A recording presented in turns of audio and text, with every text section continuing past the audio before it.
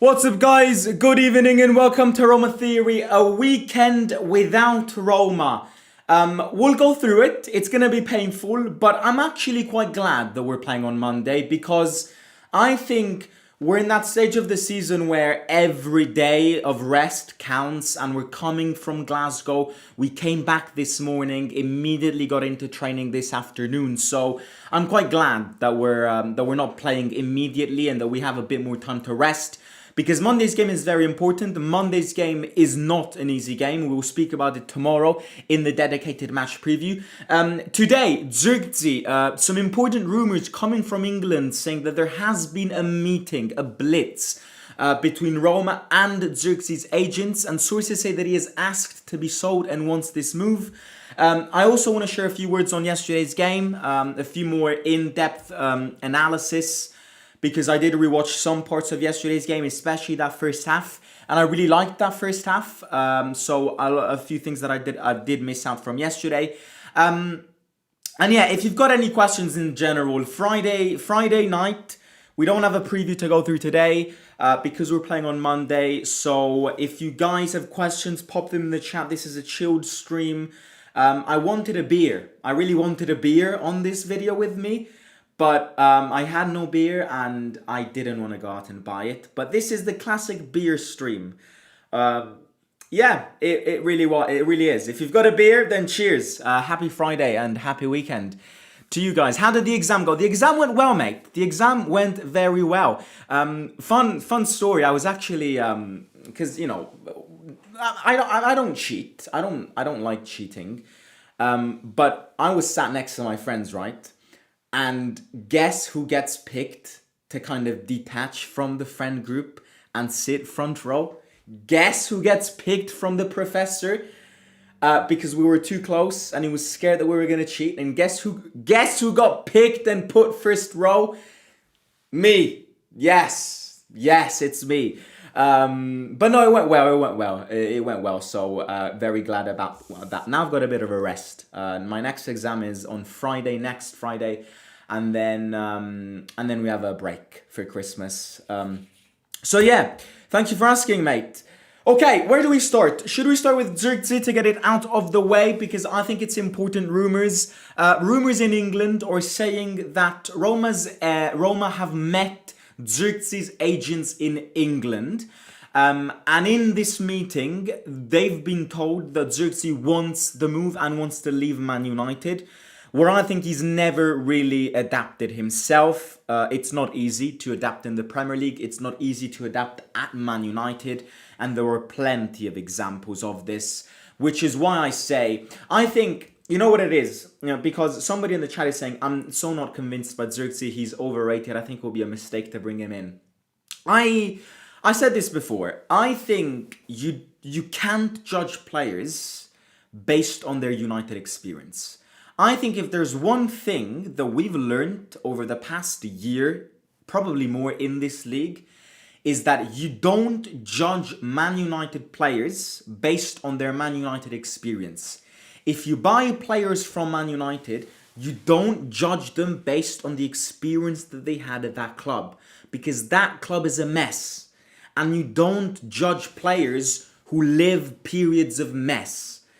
The analogy that I give here, it's not an analogy, it's an example. Remember us at the beginning of last season. Very complicated period. Players weren't turning up. Players were not performing. Environment didn't help. Pressure didn't help. The sackings of managers didn't help. The appointment of Juric didn't help. It was a mess. It was a nightmare. It was a nightmare that we will never forget. I'll give you an example. Look at Sule. Get Sule from that period. He was terrible. We all wanted him to get loaned in January because he was so terrible in that period. Barely ever played. Whenever he played, didn't create anything, didn't make a single impact. And then you analyze players in normal conditions, and Sule is, I'm not saying Sule is the best out there, but Sule is a very good player for us. One of the best this season, if not the best. So I would advise everyone. Again, you might like him or not. I can't decide whether you like a football player or not. I can say what I think. I like him. I've always liked him. I think in his times at Bologna, he tore this league apart. I always say this phrase because people don't understand it. And I filmed a TikTok a few weeks ago speaking about this ZIRKZEE situation, and I used the statement, he tore this league apart, and somebody in the comments wrote, tore the league apart with like, what was it, 10 goals and 5 assists. That comment shows to me that you've never seen ZIRKZEE play. And I touched on this before. If you expect ZIRKZEE to come in and score 26 goals, you're making the same mistake that we made with Dovbyk. Having false implications in your mind, having false assumptions in your mind of things that these players can't do. ZIRKZEE is not a bomber. He's not. So anyone who thinks ZIRKZEE comes in, we've got the striker that will score goals for fun. That's not who he is. So forget about it. If you want that number 9, you don't want ZIRKZEE. I want that number 9, but I really want ZIRKZEE because I think ZIRKZEE gives more than just goals. He brings movements, and I'll take you as an example that first half that we played yesterday. Can you imagine a ZIRKZEE dropping down and moving in that high pressing system? It leads to goals. So buying ZIRKZEE doesn't necessarily mean buying a player who will get you the goals. Buying ZIRKZEE means somebody who scores, because he does score. He's a number 9, he's a striker. But the most important characteristic is letting others score. And so I look at yesterday's performance from Ferguson and I'm like, how do I build from it? How can I add to it? Getting somebody like ZIRKZEE. And I can guarantee, and I'll say this now, as somebody who has heavily criticized both Dovbyk and ZIRKZEE this season, Dovbyk and Ferguson, if you get ZIRKZEE, Dovbyk and Ferguson will score more goals. It's a mathematical equation. It's a mathematical equation. If you get ZIRKZEE, you will see that both these two players and both these two bomber strikers will score more goals. So for me, it's a yes.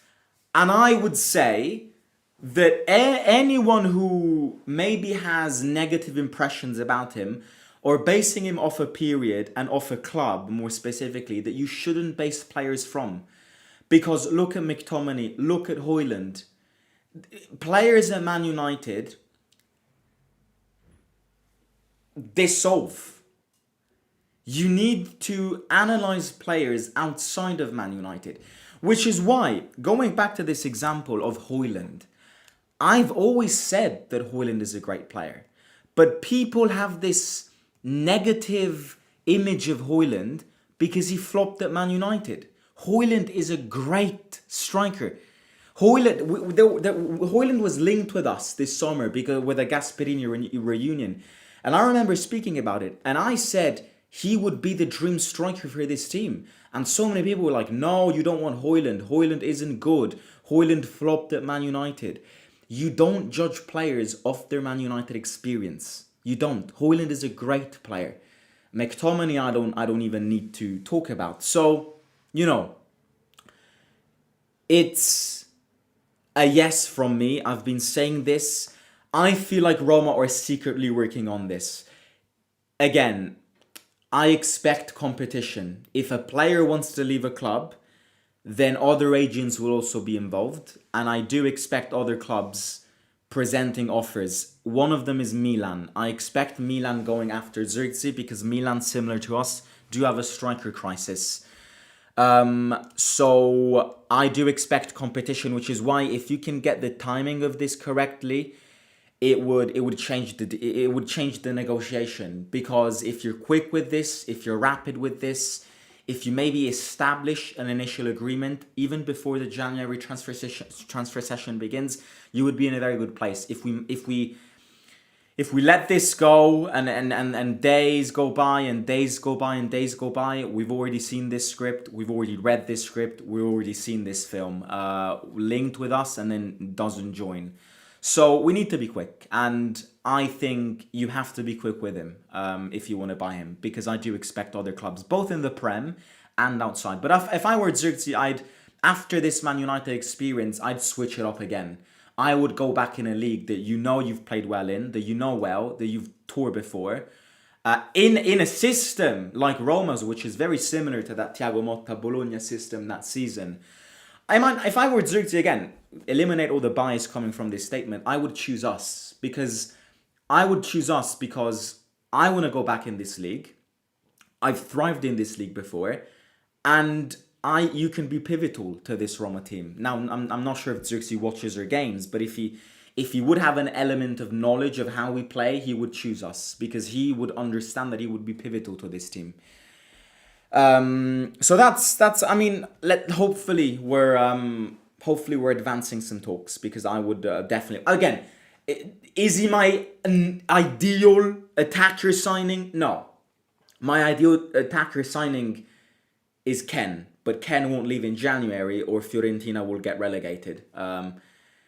In June, in my opinion, in June, if you get Champions League football and you get that money that we've been lacking over the past 7 years, if you get Champions League football, I'm going to call this now, 12th of December, if you get Champions League football and thus the Champions League money, Gasperini will ask for Ken this summer. Full stop. I think if the situations and economic feasibilities align, Gasperini will ask for Ken. And I think if you get Champions League football, it would be something to consider, because he will leave Fiorentina this summer, absolutely. Because yes, I mean, he played well against them and carried them last season, but then he's proven to be...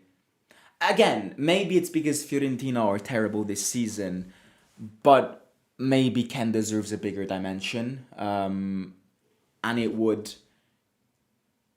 And yeah, I would love Ken. Ken would be a dream. Ken would be a dream because Ken has problems. Ken has attitude problems.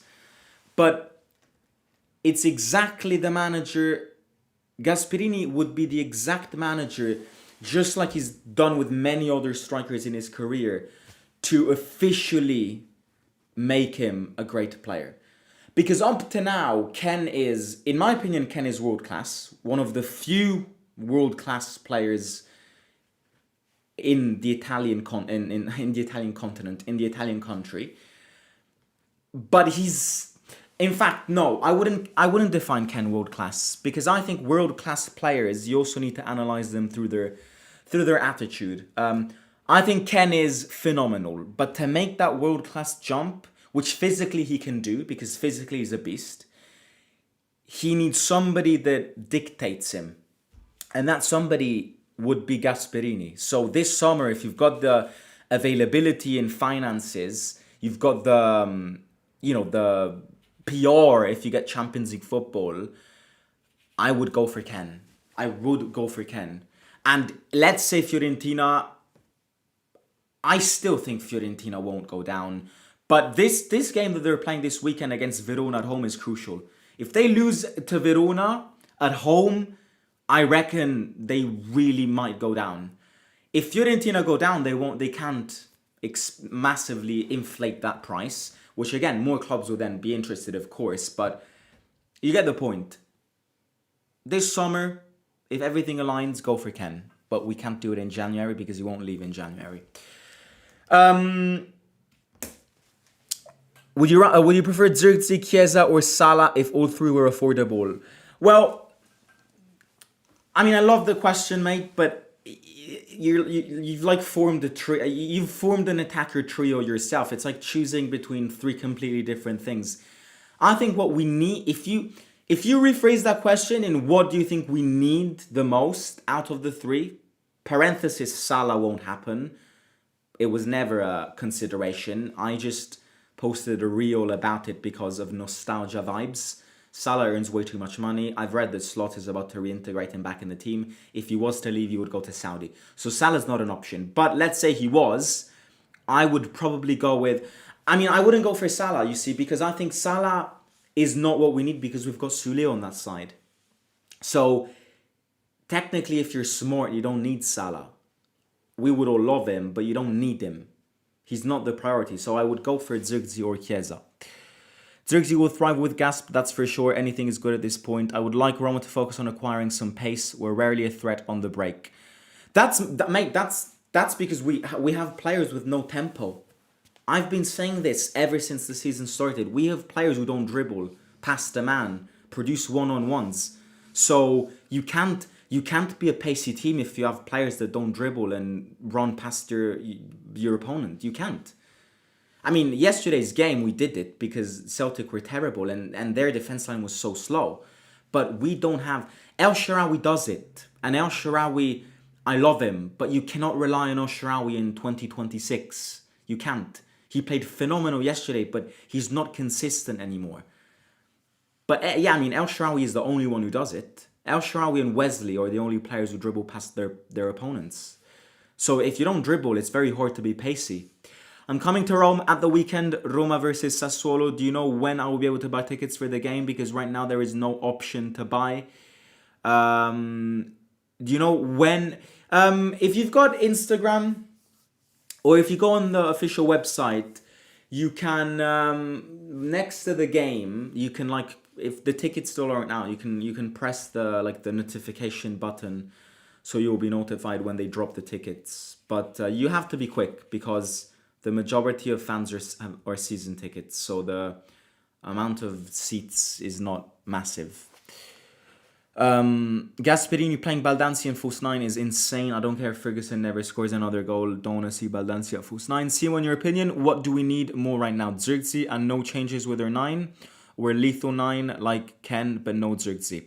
Well, if you put Ken in the equation, I would always choose Ken. But Ken won't leave in January. Ken won't leave in January for respect to Fiorentina. Because if Ken leaves Fiorentina in January, Fiorentina will genuinely go down. It's not jokes anymore. If Ken leaves, he's their only salvation. And he hasn't even performed that well this season. So, as I said before, if you put Ken in the equation, I would choose Ken. But if I need to pick a number 9 that is another gamble like Ferguson, then I would much rather get ZIRKZEE, who maybe doesn't bag that lethal number 9 vibes, but will lead to more goals because of how he plays. So I think if you add everything in the equation, technically if you get ZIRKZEE, Ferguson and Dovbyk will score more goals. They would. And that's a fact. And I can guarantee you that they would. So I would choose ZIRKZEE, yeah. Ken hitting the gritty in a Roma kit would be beautiful. ZIRKZEE is not just a scorer, but a player that knows what to do with the ball and technically gifted. Absolutely.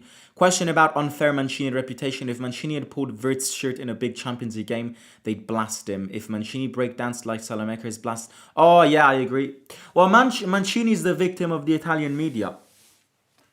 And the proof to this is that whenever he plays with the national team, he gets blamed even when he's not the one to be blamed. So this country hates Mancini. But, you know, this country has always been... This country has always victimized players. I remember Materazzi. Materazzi. Look, if we were fans of any other football club, we would probably wish Mancini the worst. And that's another fact, you know. I understand why Mancini can be frustrating. Because if Mancini was a Lazio player, he would be worse than Guendouzi. So I understand the shithousery. I understand that other fans don't like him. And I don't even blame them. Because Mancini is not somebody you like unless you're a fan of that team. The thing with Mancini is he gets victimized by the media by the Italian media when he's not to be blamed. You know, in that Italian, I can't remember the game, maybe it was the one against Norway. Bastoni and Mancini played next to each other. Haaland scored a brace. Bastoni was to blame for both the goals. The following day, all the media spoke about was how Haaland said that Mancini was grabbing his ass. And nobody cared about Bastoni's performance. So, and it's also due to the fact that Bastoni is an Inter player and Mancini is a Roma player. it's everything is. But yeah, he's somebody you love if you're the fan of that, if you support that team. Otherwise, you would hate Mancini. But that's not the point. I mean, he does get victimized. Other than that, I was rewatching some moments of yesterday's first half. El Enaoui, guys, is slowly turning into one of the most important players to this team. And I would argue that as of today, El Enaoui starts not ahead of Kone, because this team doesn't play football without Kone. Again, yesterday's game, context, Celtic were terrible. But I would argue that maybe as of today, El Enaoui should maybe get a first minute starting appearance ahead of Cristante. Cristante in the last few games I saw a bit rusty. El Enaoui is silently improved, and that's something that I admire from players. Players who are silent, players who at the beginning of the season were criticized like hell, and then they're silent, they work their way, and now they're fundamental to this balance, because El Enaoui is somebody who collects so many balls that nobody notices. He's everywhere. He sprints. He tracks back. And then Pizzilli, I think, was a good surprise yesterday. Played well. Not man of the match contender, but I mean everyone played well yesterday. You can't really say anything. Oh, also, important thing that I wanted to talk about today. Apparently tomorrow at lunchtime, there's gonna be a press conference introducing a new sponsor. We on Roma Theory don't speak about sponsors. I don't care one bit about what sponsors we have. But the interesting thing about this is that they're having a press conference to announce a new sponsor. And something just doesn't add up. So I thought about this afternoon. And I was like, what is cooking inside this pan? Because you can't possibly announce that you're going to introduce a new sponsor with a press conference, announce it to everyone. Nobody cares. So there must be something cooking in the pan. And then I thought about something. And I connected a few dots. Apparently, the stadium project should have been presented in 2021. It's now 2026. This is Italy. People will watch from Sweden, Norway, Denmark. Guys, you should admire your countries. I admire, sorry, little parenthesis. It's a chilled live stream, so allow me these parentheses, these little parkour movements. I was in I can't remember if, no, it was Sweden. No, it was Norway. I was in Norway a few years ago with my family. And my mom kept on saying how like they build things so quickly, and Italy would dream about such thing. Like the infrastructure, like they present a project in March and then they end constructions in May. And then you just realize how dead this country is. You just do. I mean, if people watch from Northern Europe, you need to admire countries, because if you ever come to Rome, you will have a heart attack. This stadium project was supposed to be presented to the Council of Rome, whatever it is. I'm not joking, at least one solar year before. It's currently the 12th of December and we still haven't presented it. Everyone is saying that the new date is the 16th of December, which is in 4 days. So I'm like, we're presenting the official project of the new stadium. A new sponsor is coming in. Something's cooking in the pan. And I'm like, the new stadium will be called after this sponsor. It's written in the stars, isn't it? It's written in the stars. I mean, why would they ever do a press conference with the business manager of Roma marketing announcing a new there needs to be a reason behind this. You don't wake up and go, okay, let's announce this new sponsor using microphones, press conferences. there needs to be a reason behind this. And I'm like, if the stadium project is actually being presented soon, which it is being presented soon, then again, when that stadium will open, we'll probably all have children here. We'll be married. God knows if this channel would ever... Will we ever witness the new stadium as a community? Who knows? If they hurry up, maybe. But, you know, something needs to happen. And I'm like, surely they're naming this after the new sponsor, the stadium after the new sponsor. But I'm gonna leave you with that pathetic fallacy. No, it's not raining. With that foreshadowing. That's what it was. Okay, I'll catch you tomorrow with the match preview. Hit the like, subscribe, and I'll talk to you soon. Forza Roma sempre. Simo out.